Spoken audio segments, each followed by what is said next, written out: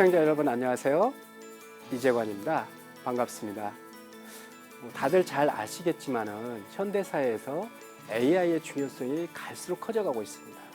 또한 AI 관련된 기술과 서비스들이 너무나도 급속하게 발전해 가고 있는 현대를 살아가고 있는데요. 그 중에서 가장 먼저 나왔던 챗GPT가 또 엄청난 또 화제를 일으키며 연일 새롭게 발전해 가고 있는 시기입니다. 자, 오늘은 이러한 생성형 AI에 대해서 좀 알아보고자 하는데요. 그 중에서도 챗GPT 실전 내용을 가지고 기본 활용법을 같이 알아보도록 하겠습니다. 제가 이제 기본 활용법에 대해서 주제를 나눠봤는데요. 이 챗GPT를 이야기해서는 먼저 여러 가지 기술적인 발전도 있고, 이론적으로는 우리 인류 문명에 대해서도 한번 알아보고자 하는데요. 그런 내용을 가지고 한번 자료를 보면서 알아보도록 하겠습니다. 아시겠지만은 우리 문명의 인류사의 어떤 기준이랄까요? 발전 어떤 명칭을 보면은 우리가 원시 농경 시대부터 해가지고 어떤 산업혁명 그리고 인터넷 시대부터 거쳐서 스마트폰이 나오고 지금은 현재 메타버스 AI 시대까지 이렇게 발전을 해 가고 있는데요. 이러한 기준점이 되는 건 하나의 그 시대에 나오는 도구에 의해서 어떤 시대적인 명칭을 또 분류해 볼 수 있다고 생각을 합니다. 그래서 지금의 현대사회는 정말 AI 시대라고 명칭을 하고 있는데 이러한 어떤 인류 문명사적인 흐름에 대해서도 짧게 한번 생각해 보시면 좋을 것 같습니다. 자, 그리고 디지털 기기, 현대인들은 너무나도 디지털 기기에 익숙해져 있죠. 근데 이게 너무나도 빨리 바뀝니다. 여러분도 다 스마트폰을 쓰고 계시겠지만은 불과 한 10여 년 전에 스마트폰이 처음 나와서 지금 엄청난 또 기계적인 그런 발전이 있었죠. 그리고 최근에 또 그 스마트폰에 AI까지 장착이 돼서 기계가 활용되고 있습니다. 이러한 시대에 우리가 어떻게 시대적인 도구를 활용할 것인지를 한번 생각해 보면 좋을 것 같고요. 또 그리고 사회적인 어떤 여러 가지 변화도 있죠.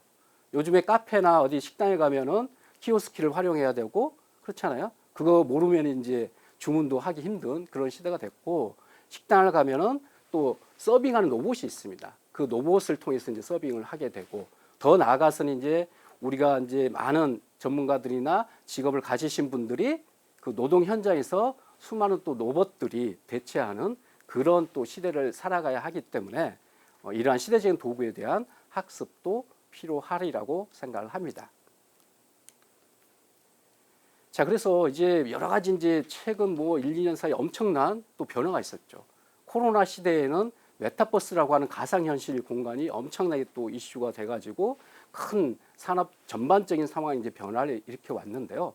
사실은 어찌 보면 메타버스라는 건 좀 앞서간 그런 시대적인 흐름이었고, 워낙 광범위한 주제를 다루다 보니까 현실 생활에서 일부분만 참여하신 분들만 그렇게 참여를 했었는데, 요 AI 시대는 또 다른 세계라고 생각합니다.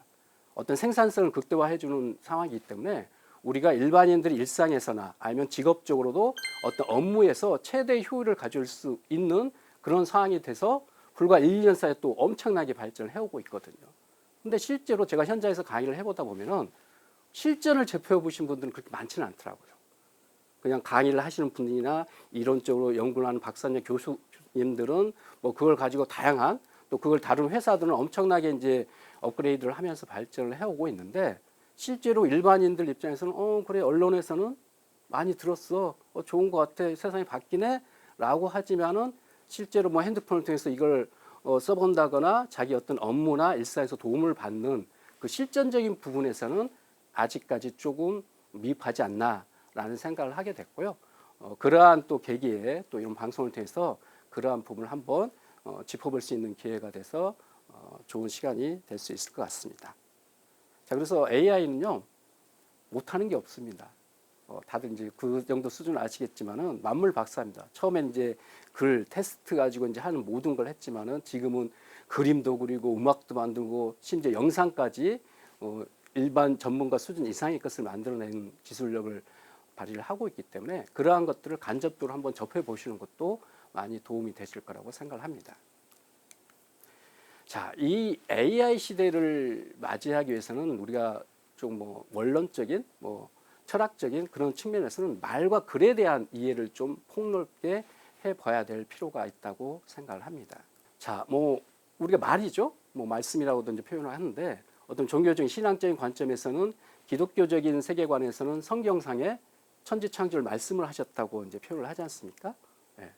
그만큼의 위력이 있는 거고 또 AI 시대가 되면서부터는 정말 가상현실을 다 창조해낼 수 있는 결국은 그게 말과 글이지 않습니까? 물론 기계어도 있고 여러 가지 기계어 자체도 언어니까요. 그래서 그러한 시대를 이제 살아가고 있기 때문에 우리가 근본적으로 이 말이라는 게 글이라는 게 태초의 천지 창조부터 우리가 AI 시대의 어떤 가상 현실을 창조해낼 수 있는 어마어마한 위력을 가지고 있는 거구나라는 생각을 해보시면 좋을 것 같습니다. 자, 그래서 좀 더 이제 한 단계 더 나아가 보면은요, 말과 글은 결국은 언어와 문자지 않습니까?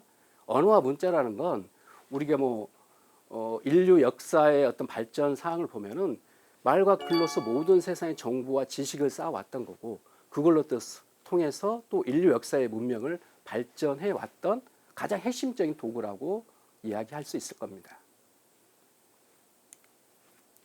자, 그래서 언어와 문자는 우리가 지금 이 세상에서 존재하는 거의 모든 것들이죠.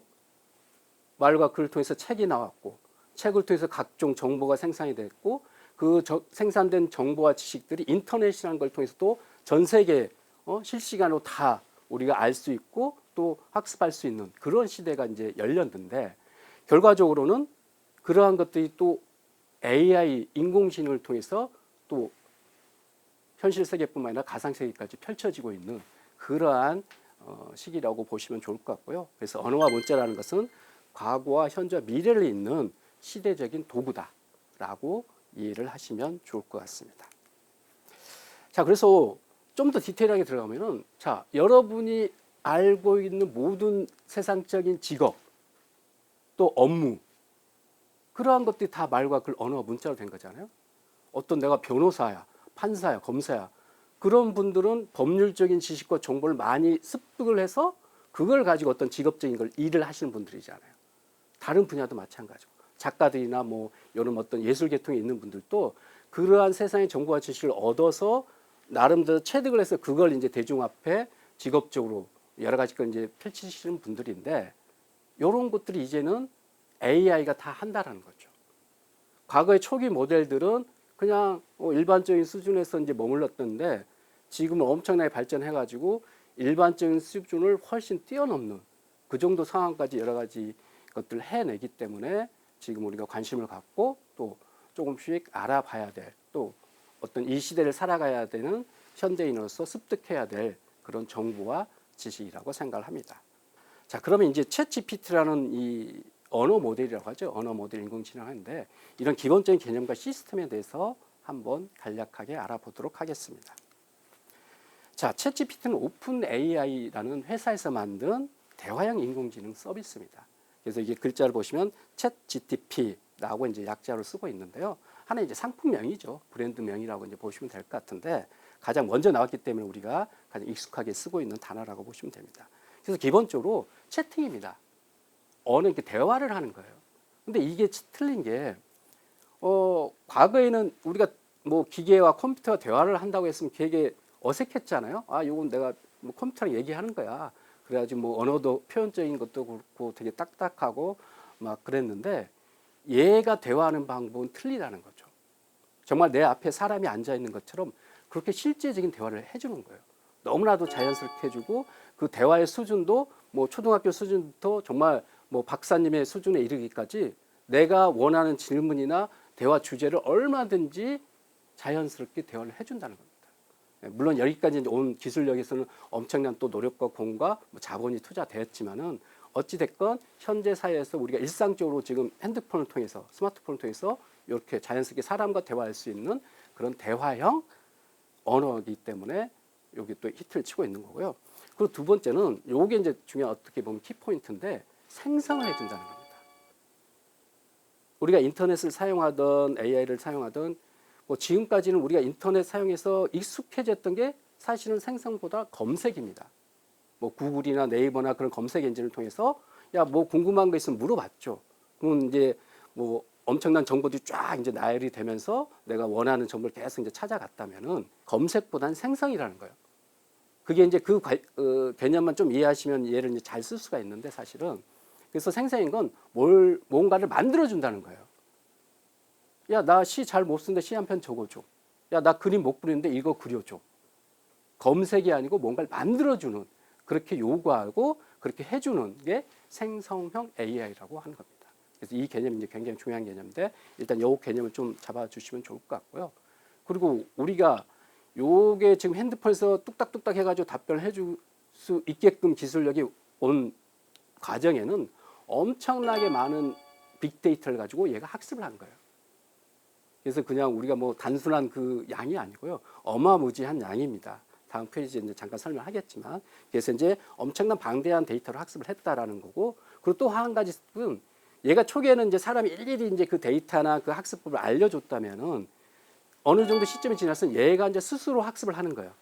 그게 이제 이 트랜스포머라는 그 어떤 여러 가지 딥러닝 모델 중에 하나인데, 이런 걸 통해서 계속 또 이렇게 향상이 된 거예요.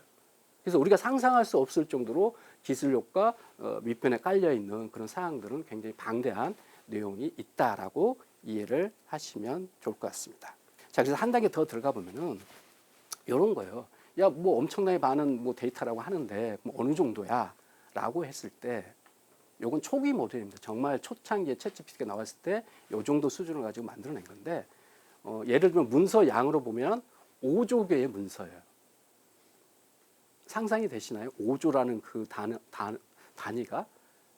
그래서 5조 개의 문서를 가지고 학습을 했던 거고요.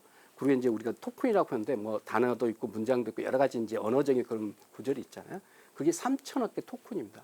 이건 아주 초기 모델이에요. 지금은 어마무지하게 더 이제 수치나 뭐 그런 것들이 발전을 했는데 초창기에 나왔을 때 모델 수준만 하더라도 이 정도 됐다는 거예요. 그리고 매개 변수라는 게 또 있습니다. 이게 뭐냐면은 사람과 기계가 틀린 게요. 사람은 직관적으로 요거 고양이 개가 있으면 직관적으로 다 분별을 하잖아요. 이렇게 생긴 건 강아지, 개. 이렇게 생긴 건 뭐 개, 고양이. 뭐 품종이 틀리던 뭐 이렇게 여러 가지 뭐 형태가 틀리던 순간적으로 다 분별을 해서 알 수가 있습니다. 근데 기계는 그게 안 되잖아요. 그래서 하나하나 다 알려줘야 돼요. 이렇게 생긴 거, 이런 품종, 여기 이상한 거, 이런 거, 그게 하나하나 다 변수를 줘가면서 알려줘야 되는 건데 그게 초기 모델만 해도 지금 2천억 개의 변수를 넣은 거예요. 어떤 한 가지 사물을 판별하는데 아니면 한 가지 답변을 내는데 요 정도 어떤 변수를 줘가지고 학습을 시킨 거예요. 그리고 요 연산 속도라고 하는 거죠. 우리가 이제 뭐 지금 뭐 개인 PC 시대를 살고 있지만은 뭐 컴퓨터의 발전 과정도 쭉 있잖아요. 과거에 우리가 뭐 486이, 586이 했던 연산 속도가 있는데 얘네들은 거의 슈퍼컴퓨터급을 씁니다. 그래서 연산 속도가 어느 정도냐면요. 요런 뭐 매개 변수, 요런 방대한 데이터를 가지고 맞냐 틀리냐 뭐 0, 1 그런 연산 속도를 1초에 350조 번을 하는 거예요. 요거 상상이 되시나요? 1초에. 요게 초기 모델이에요. 지금 훨씬 더 수치가 높습니다. 그러니까 어마어마한 그 방대한 양을 가지고 어마어마한 변수의 그 수치를 가지고 어마어마한 속도로 얘가 답을 지금 내고 있는 거예요. 물론 그 내부적인 이제 여러 가지 시스템 상이나 뭐 확률적인 거 먼저 내는 그런 깊은 내용도 있지만 우리가 일반적인 수준에서 간단하게 이해한다면 요 정도의 방대한 시스템과 속도를 가지고 답을 해주고 있는 거기 때문에 우리가 핸드폰에서 스마트폰에서 그냥 답을 하면은 1초도 안 돼서 답을 내는 게 시스템적으로는 이렇게 돼 있기 때문이라고 이해를 하시면 될 것 같습니다. 자, 그리고 이제 비용도 엄청나게 들어요, 사실은. 아까 그 방대한 학습과 그 슈퍼컴퓨터 같은 것도 이 초기 시스템을 만들려면은 어마어마한 수천억, 뭐 몇 조 단위가 드는 거예요. 그래서 일반적인 회사에서는 못 만듭니다. 그래서 세계적으로 이제 거대한 IT 회사라든가 뭐 구글이라든가 아마존이라든가 뭐 오픈 AI, 뭐 마이크로소프트사, 우리나라에서는 네이버나 뭐 카카오 그 정도에서 초기 자본을 투자해서 시스템을 만들 수 있는 거예요. 그리고 비용도 월 뭐 수백억 단위가 들어갑니다. 유지 비용이. 뭐 컴퓨터 수천 대를 하려면은 전기 비용만 해도 어마어마하잖아요. 하여튼 그런 엄청난 자본이 또 투여가 되기 때문에 전 세계적으로 정말 탑에 드는 그런 기업만이 이런 초기 모델을 만들 수 있다라고 생각을 하시면 됩니다. 자, 그래서 좀 더 이제 보면은 요게 이제 처음에는 막 챗GPT가 엄청 와가지고 이제 인기가 끌어서 이제 쫙 왔는데 그 중간중간에 또 엄청난 또 서비스들 또 회사들이 이제 투자가 됐습니다. 그래서 요거 이제 분류를 보자면은 크게 이제 언어 모델로 해가지고 이제 챗GPT가 처음에 나왔었죠. 구글의 바드라든가 마이크로소프트, 빙 같은 회사들이 또 계속 AI 모델을 만들어내고 있는 거예요. 그리고 중간에 뭐 스타트업이 됐던 IT 기업들이 야 언어 모델 아니고 우리 이미지야. 이미지를 뭔가 생성해주는 AI야. 라고 회사들이 또 뭐 엄청난 서비스를 또 쏟아내 있고요. 또 음악을 만들어준 AI 서비스, 또 영상을 만들어준 AI 서비스, 이런 것들이 중간중간 막 나왔습니다. 예, 어떤 한 파트를 가지고 이제 특화해서 나온 것처럼 나왔는데 갈수록 이게 통합형이 돼가요. 왜? 챗 GPT에서 이제 조금 한 1년 지나니까 이미지를 또 만들어주는 걸 또 냈단 말이죠. 또 발표를 했지만은 또 조만간 또 영상까지 만들어주는 걸 해요. 근데 그 기술력이나 수준이 일반적인 뭐 조그만 중소기업이나 뭐 하나의 기능을 가지고 특화했던 그런 데보다 훨씬 더 잘 만드는 거예요. 그래서 중간에 엄청난 또 스타트업들이 또 무너졌던 어떤 기업적인 상황이 있었습니다. 그래서 가면 갈수록 또 통합형인 그런 시스템으로 갈 수밖에 없다라는 게 하나의 또 시대적인 흐름입니다. 예. 근데 사용법은 사실 너무나 간단합니다. 누구든지 문자, 뭐 우리 카카오톡 채팅만 할 수 있으면 다 끝나는 거예요. 초기 이제 설치하시면 이런 이제 화면이 보여지는데 요 밑에 이제 메시지라고 뜨잖아요. 그 메시지에다 그냥 쓰는 거예요. 그냥 내가 질문해서 야, 나 요거 뭐 좀 만들어줘. 뭐가 궁금한데 요거 좀 어떻게 해줘. 문자를 치든 아니면 마이크 사용해가지고 음성으로 해도 되고요. 그리고 또 요즘에 또 중간에 이제 업그레이드가 된 게 요 헤드폰 모양이 나옵니다. 아이콘이. 그건 음성으로 대화를 하는 거예요. 굳이 여기다 자판치기 귀찮아. 내가 말로 할 테니까 네가 말로 대답을 해줘. 그런 기능까지 계속 이제 추가를 해가지고 업그레이드가 되고 있습니다. 그래서 사용법은 이게 다예요, 사실은. 네. 너무나도 간단한데 요걸 가지고 이제 어떤 내가 질문을 하고 어떤 주제를 가지고 대화를 할 것이냐, 그리고 대화를 어떻게 이어갈 거냐, 그게 이제 핵심적인 도구를 다루는 핵심적인 내용이라고 보시면 됩니다. 자, 그래서 이제 마이크는 이제 음성으로 입력을 하는 거예요. 내가 음성으로 말을 하면 얘가 텍스트로 딱 쳐줘가지고 그게 이제 답변을 해줍니다. 그런 기능이 있고요. 그리고 이제 요건 이제 그런 사용법이고 사실은 이런 사용법들은요 유튜브 보면 엄청나게 많이 나와 있습니다. 그래서 좀 관심 가지시고 그런 거 뭐 기본적인 사용법 한두 번 보시면은 금방 또 습득은 하실 수가 있을 겁니다. 그리고 요건 이제 음성으로 대화를 해주는 화면이 이렇게 나온다고 이제 보시면 좋을 것 같고요. 자, 그래서 이제 내용을 입력하는데 그냥 처음에는 가볍게 해보세요. 요거 이제 검색이 아니고 생성이니까 내가 뭔가 만들어줘 뭐 그렇게 하시면 돼요. 그래서 뭐 야 뭐 시를 한 편 적어줘. 그렇게 해보시면 되고 이게 말이라는 게 그렇잖아요. 얘는 이제 내가 말한 걸 이해하고 답변을 해주는 건데 그냥 사랑에 대한 시를 적어주라고 하는 거하고 야 사랑도 뭐 첫사랑이나 뭐 애절한 사랑에 대해서 비극적인 사랑에 대해서 시를 써줘. 거기에 따라 틀리는 거죠. 이제 말하는 내용에 따라 이제 틀리다는 게 그런 내용이라고 보시면 될 것 같고요. 그래서 이제 뭐 시가 됐던 뭐 수필이 됐던 모든 게 다 된다라고 보시면 돼요.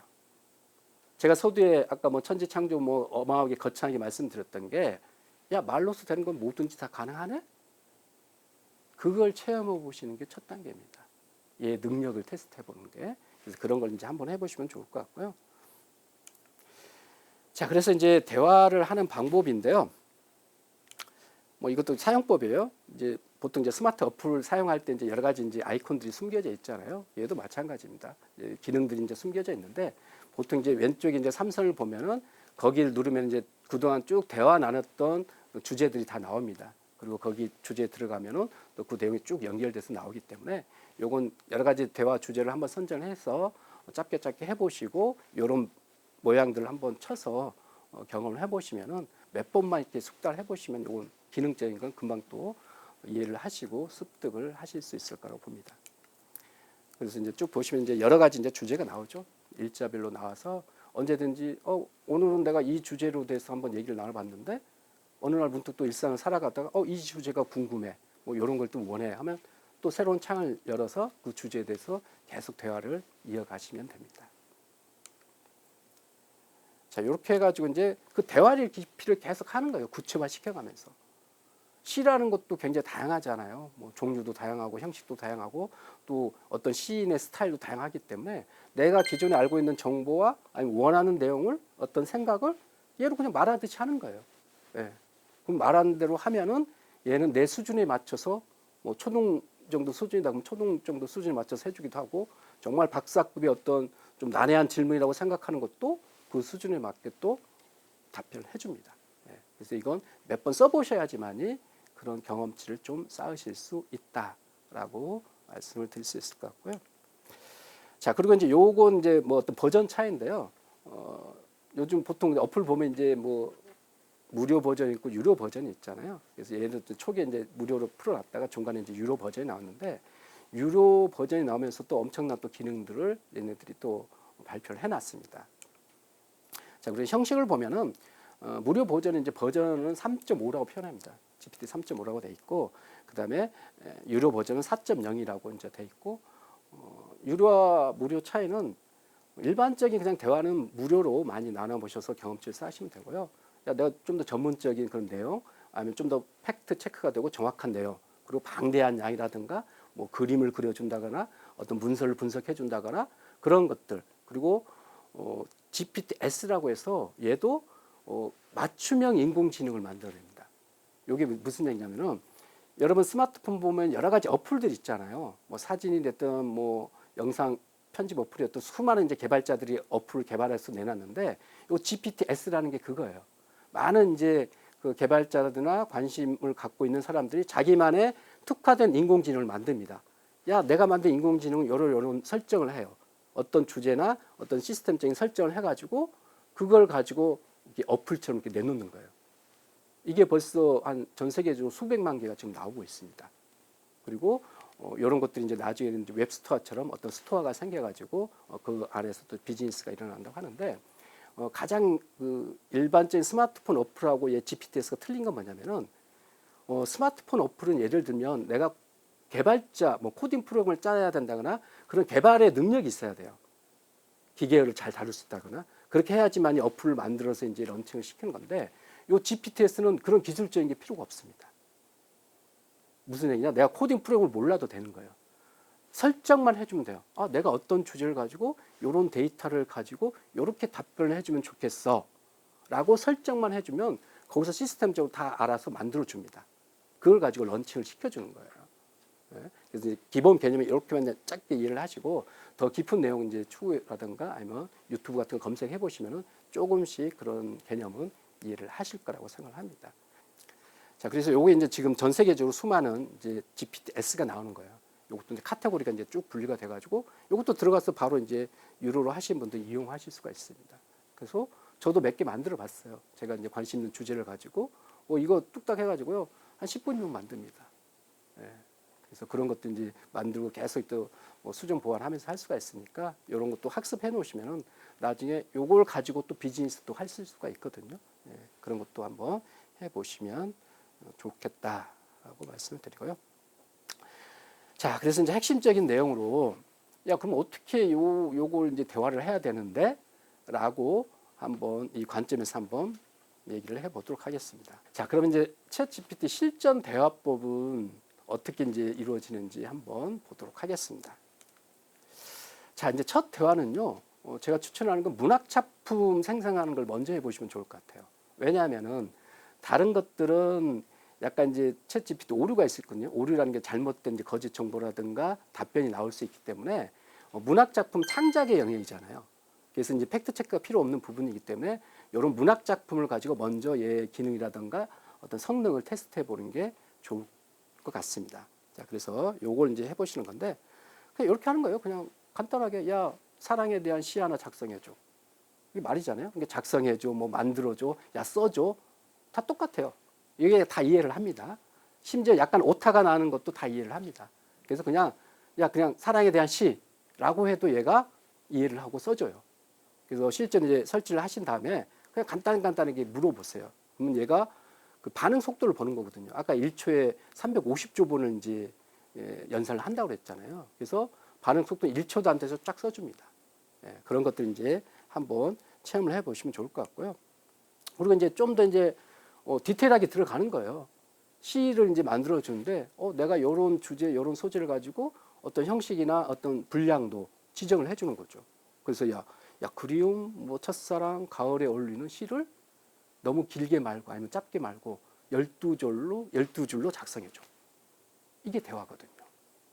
이 내용이 걔한테 명령을 하는 거고 대화를 해서 답변을 받는 거예요. 이건 얼마든지 이제 응용을 해볼 수 있는 거잖아요. 처음에 내가 시를 써달라고 했는데 한 3줄밖에 안 써줬어. 그럼 어떻게 해요? 그 다음 대화를 이어가면 된 거야. 야, 3줄 너무 짧아. 좀 길게 써줘. 그럼 길게 써줍니다.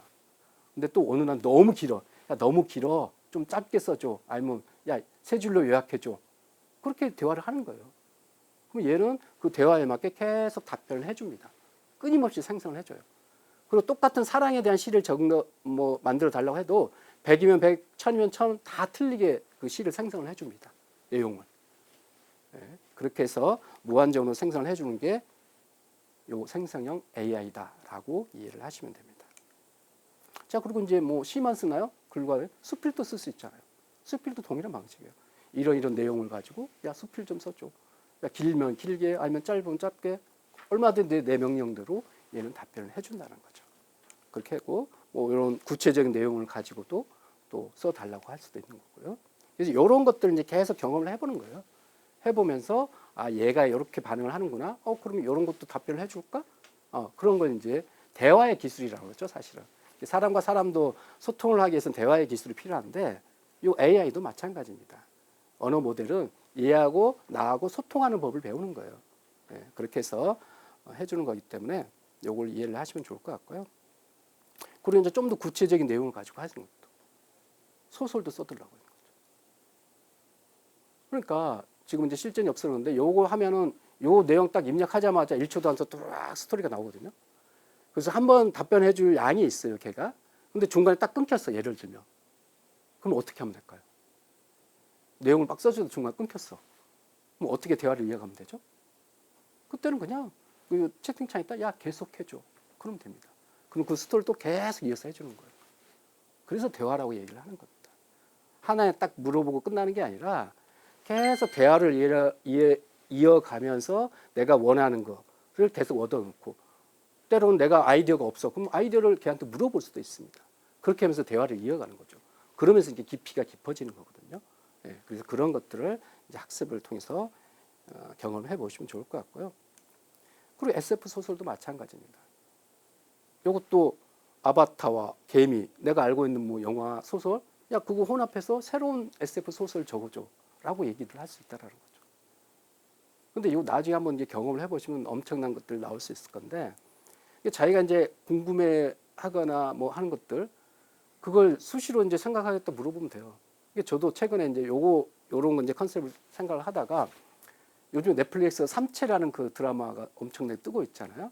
근데 거기는 엄청난 이제 과학 지식과 뭐 SF 그 내용 쪽이 있는데 저도 그 본편은 다 안 봤지만은 유튜브에서 보다 보니까 막 그런 내용이 나오더라고요. 그래서 흥미가 있어가지고 얘한테 물어본 거예요. 어떻게 제가 물어봤냐? 야, 요즘 넷플릭스 삼체라는 그 드라마가 굉장히 SF가 뜨고 있는데 나도 그런 비슷한 소설 쓰고 싶어. 네가 최고의 SF 소설 작가라고 생각해서 삼체보다 더 뛰어난 소설을 쓸 수 있어? 라고 물어봤거든요. 이게 쓸 수 있다고 그러더라고. 야, 그러면은 그 안에는 엄청난 과학적인 지식과 철학적인 의미가 내포되어 있는데 네가 삼체보다 뛰어난 소설을 쓰기 위해서는 어떤 과학적인 지식과 철학적인 의미를 가질 거야? 그 내용을 리스트를 일단 정리를 해줘봐 했더니 쫙 정리를 해줍니다. 그래, 그럼 목차도 정리해줘봐. 쫙 해줘요. 그래서 이건 뭐냐면 계속 이걸 쓰다 보면요 굉장히 깊어지는 내용, 그리고 이게 뭐 일상에서 아니면 시사적으로 느껴지는 그런 질문이나 사항들도 얘를 통해서 순식간에 다 뽑아낼 수 있다라는 거예요. 네. 그래서 이제 그런 것도 이제 쓰시다 보면 충분히 가능하다. 그리고 연극 대본도 마찬가지예요. 이런 것도 이제 상상이잖아요.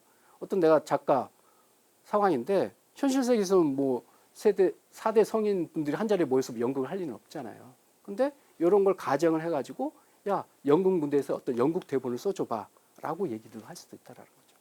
그러면 그 연극 대본 형식에 맞게 아주 기가 막히게 잘 써줍니다.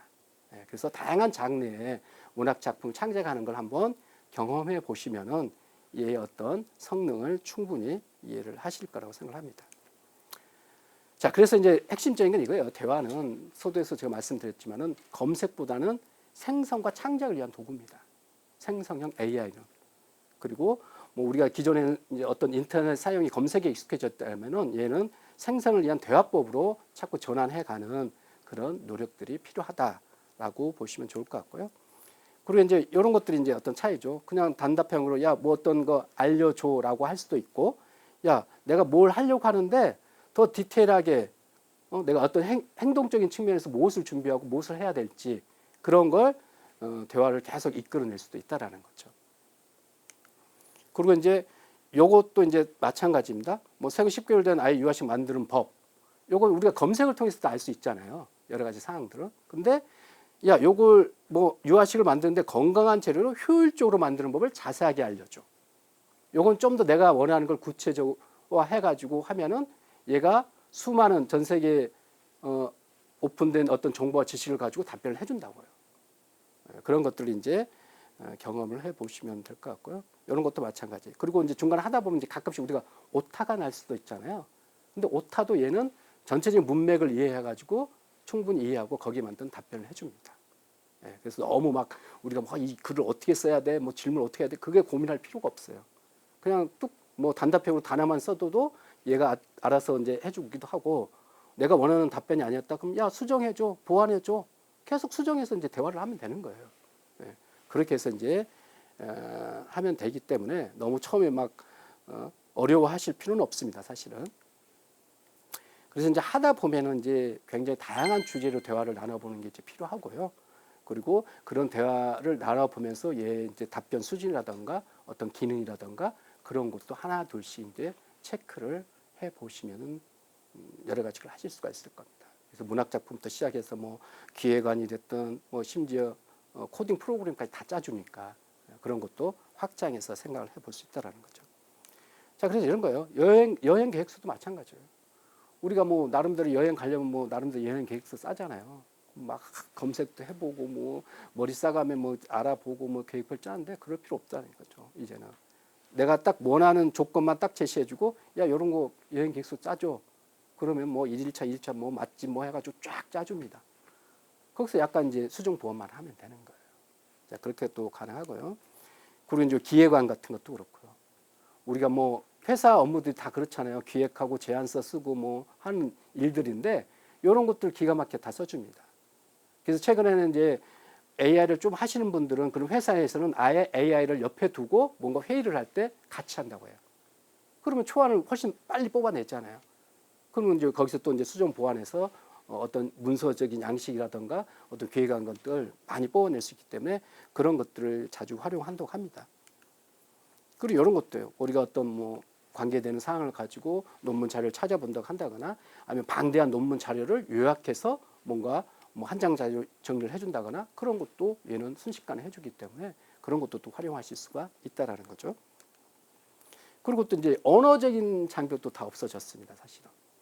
야, 나 영어 잘 못해. 영어로 답변해줘. 아니면 영어로 답변해주고, 야, 한글로 번역해줘. 야, 스페인어로 해줘.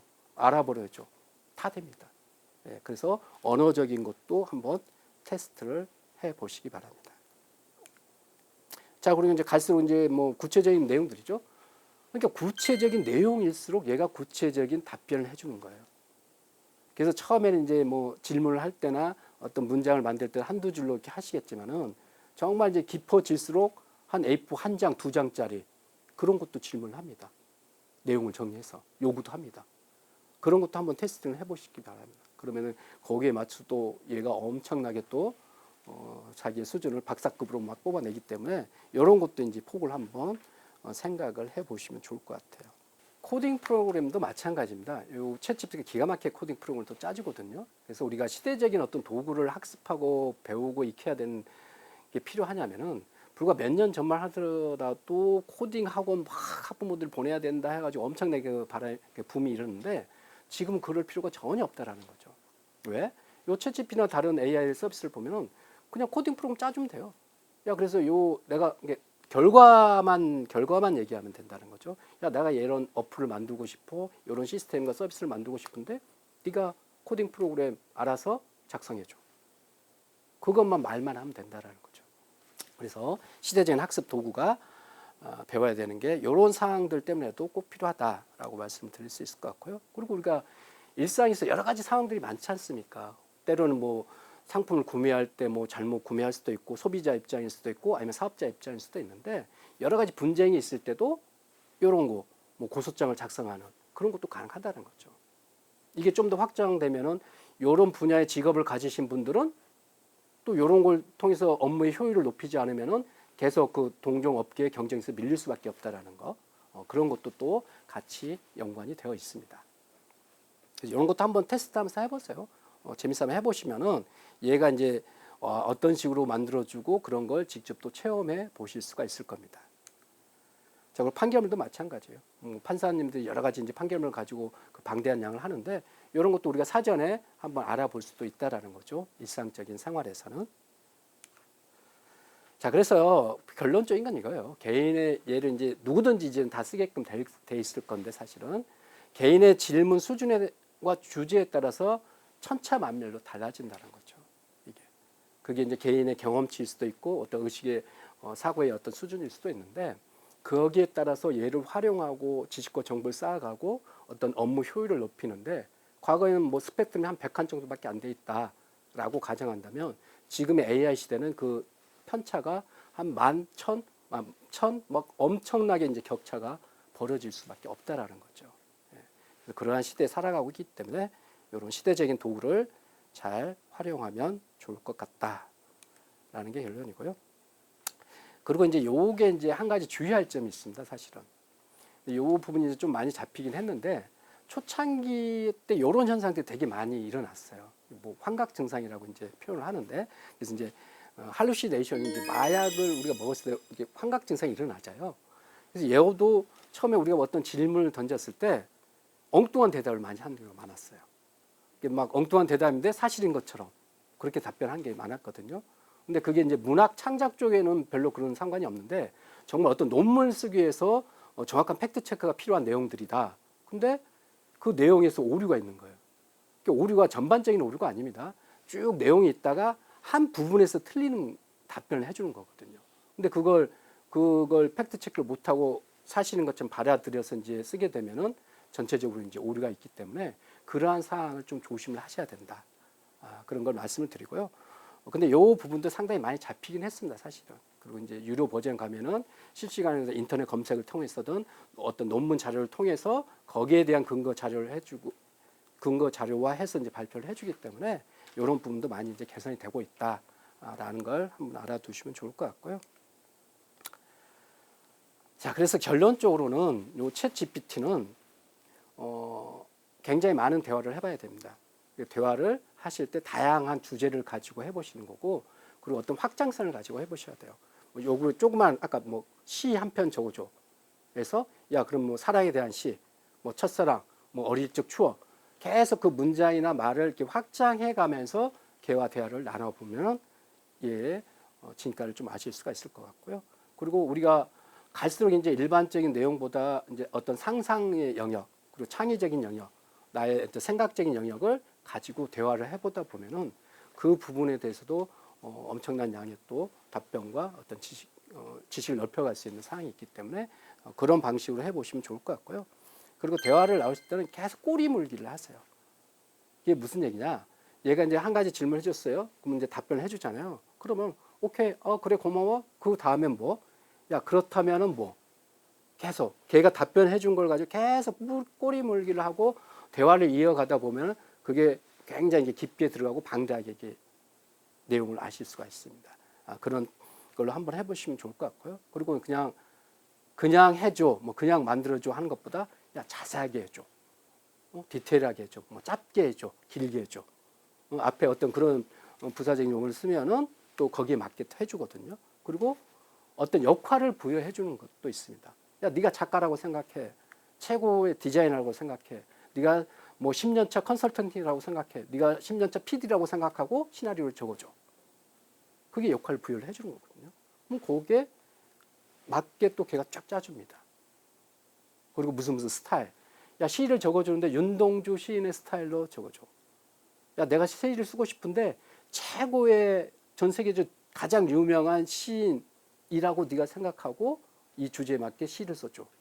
그렇게 이제 계속 대화를 이어간다는 거죠. 그리고 이제 어떤 모르는 정보나 상황에 대해서는 걔한테 의견을 그냥 툭 던져볼 수 있어요. 야, 내가 이런 생각을 갖고 있는데 네 생각은 어때? 라고 물어볼 수도 있고, 야, 요런 안건에 대해서 좋은 의견이 있으면 네가 나한테 제안도 좀 해줘봐. 라고 이제 대화를 해볼 수 있다는 거죠. 그래서 다양한 어떤 대화법을 가지고 대화를 나누시다 보면은 얘를 잘 활용을 하실 수가 있을 겁니다. 챗 GPT 이제 기본 활용법에 대해서 이제 알아봤고요. 이런 팁까지 조금 이제 여러 가지를 이제 알려드렸는데, 이런 이론적인 이제 배경 하에서 정말 실제로 스마트폰에서 어떻게 챗 GPT를 활용해 볼 수 있는지 실전 내용을 가지고 잠깐 시연과 실습을 진행하는 시간을 갖도록 하겠습니다.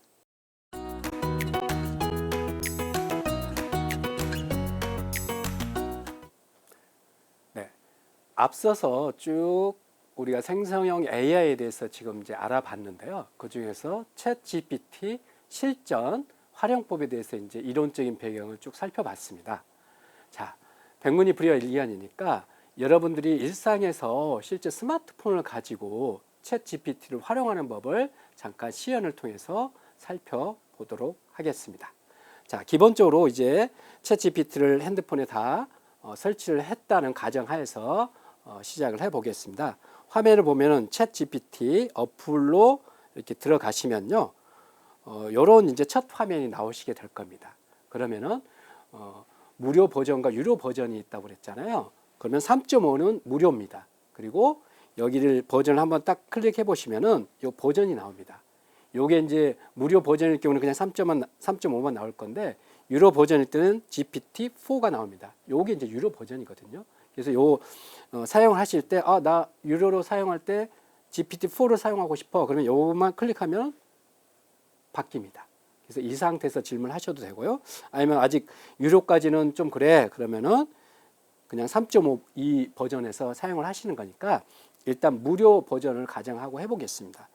가장 기본이 우리가 문학 작품을 한번 시작을 해보라고 그랬잖아요. 그래서 가장 쉽게 예를 들면 이 채팅창에 사랑에 대한 시, 사랑의 시를 적어줘, 시를 작성해줘, 써줘, 그래서 이렇게 가정을 했을 때 옆에 있는 화살표를 이제 눌러 보시면은 답변을 받을 수 있는 거거든요. 그래서 이걸 클릭하시면은 얘가 뚝뚝뚝뚝뚝 금방 답변을 해주잖아요. 그래서 처음인데도 엄청 길게 써줬습니다. 얘는. 그래서 야, 나는 단순히 사랑에 대한 시를 적어주려고 했더니 얘가 순식간에 사랑에 대한 시를 쫙 적어줬어요. 근데 가만 봤더니 너무 막 구구절절해, 너무 길어, 시 같은 느낌이 잘 안 들어 내 생각에. 그럼 계속 요구를 하는 거예요. 야, 시를 좀 짧게 써줘. 자, 이 말만 해도 얘는 그 앞에서 대화 안 했던 문맥을 그대로 이해를 하고 있습니다. 그래서 바로 클릭하게 되면은 요 앞에 있는 시를 짧게 해줬어요. 근데 너무 짧게 해줬죠? 예? 한 줄밖에 안 해줬으니까. 그럼 계속 또 대화를 이어가는 겁니다. 야, 그러면은 너무 짧으니까 요거 5줄로 해줘. 아니면 6줄. 그러면은 6줄로 시를 써주는 거예요. 요게 대화법입니다. 그래서 한 번만 딱 해서 묻고 끝나는 게 아니라 계속 AI가 답을 해준 걸 가지고 또 질문도 하고 답변하고 내 생각도 넣고 하면서 계속 대화를 이어가는 거예요. 자, 그래서 요걸 이제 시잖아요. 야, 그러면 수필로 해줘. 자, 하면은 이제 형식이 바뀌는 거잖아요. 똑같은 우리가 사랑에 대한 시를 이제 처음에는 예고를 했었는데, 이는 사랑이라는 걸 가지고 수필을 써달라고 하는 거예요. 구구절절 안 해도 그냥 사랑을 주제로 수필을 써주는 겁니다. 자, 그러면 소설도 가능할 거고요, 못도 가능할 거고, 논문도 가능할 거요. 야, 예를 들면 논문을 할까 볼까요? 논문으로 써줘. 논문 형식으로 써줘.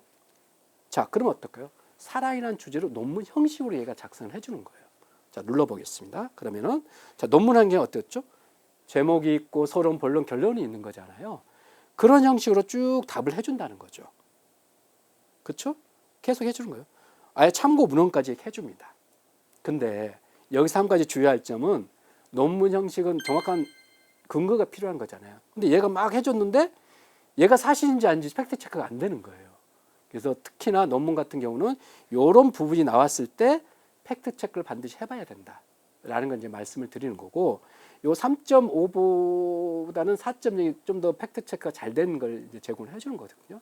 그래서 그게 이제 약간 유료와 무료 차이가 있으니까 그런 걸 좀 선별해서 해보고, 만약에 언어도 다 가능하다고 했잖아요. 그러면은 자, 위에 있는 시를 자, 말을 계속 이어보는 거예요. 위에 있는 시를 영어로 해줘. 말 되잖아요, 이거? 뭐 세계 각국 언어가 다 되는 거예요. 자, 그렇게 했을 때 얘가 영어로 다 해주는 거예요. 요게 이제 여러 가지 이제 언어적인 걸 활용하는 방법입니다. 그래서 모든 내용, 뭐 논문이 됐든, 뭐 시나 수필이 됐든, 뭐 계획서가 됐든, 우리가 막 외국 사람하고 뭔가 문서를 교류해야 된다, 아니면 외국 문서를 한국어로 번역해서 써야 된다 했을 때는 이 안에서 모든 게 다 해결할 수 있다라는 거죠. 자, 이렇게 해서 계속 대화를 이어나가시면 되고요. 그리고 이렇게 대화를 나눴던 건 이 왼쪽 상단에 보면 점점이 있죠. 두 줄 라인이 있는데 요걸 눌러보면 요런 이제 창이 나옵니다. 요건 이제 처음에는 몇 줄 안 나올 거예요. 대화가 한 번밖에 없으니까. 근데 계속 대화 주제가 바뀌면서 새로운 창을 열면은 또 새롭게 대화를 시작할 수 있는 거거든요. 그럼 여기서는 이제 뭐, 야, 그리움 소설 써줘. 만약 이런 대화를 했다고 보면은 이게 두 번째 대화 창이 열리는 거잖아요. 그럼 얘가 이제 요 그리움이란 소재를 가지고 딱 소설을 써주는 거예요. 이렇게 계속 써주는 거죠. 자, 그러면 이제 대화가 아까 시 쓰는 것도 있고 뭐 소설 써주는 것도 있으니까 대화 창이 여러 개 생길 거 아니에요. 그렇게 여러 개 생겼던 그런 것들을 요 왼쪽에 보면 이제 새로운 창 해가지고 아까 사랑에 대한 감정과 의미, 요건 시를 썼던 거잖아요. 이렇게 대화가 남아 있는 거예요. 그래서 여기에서 또 대화를 계속 이어가고 싶어. 그럼 어떻게 해요? 여기서 또 대화를 이어가는 거예요. 여기서. 야, 여기서 연극 대본 짧게 이렇게만 문장을 넣어봐도 얘는 이제 바로 앞에서 영어로 얘기를 했잖아요. 그러니까 영어로 대본을 써주는 거죠. 야, 그럼 영어 쓰니까 나 한글밖에 몰라. 그러면 한글로 번역. 그러면 얘가 바로 앞에서 써준 걸 연극 대본을 이렇게 한글로 만들어줘요. 그러니까 수시로 어떤 상황이 있을 때, 야, 그냥 대화해서 내가 말만 해주면 얘는 다 들어주니까, 뭐 영어든 뭐 외국어든 연극 대본이든 소설이든 내가 생각하는 걸 계속 요구하는 거죠.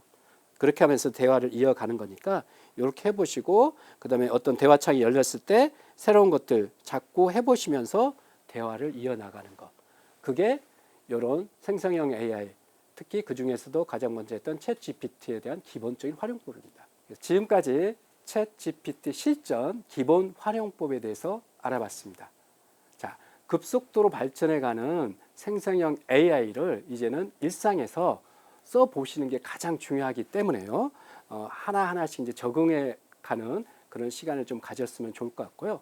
오늘 시간에 배웠던 건 챗GPT를 이제는 검색 시대가 아닙니다. 검색이 아닌 생성을 위한 도구로 활용하는 그 핵심적인 메시지 하나만 가지고 가셔도 성공하시는 시간이었다고 생각을 합니다.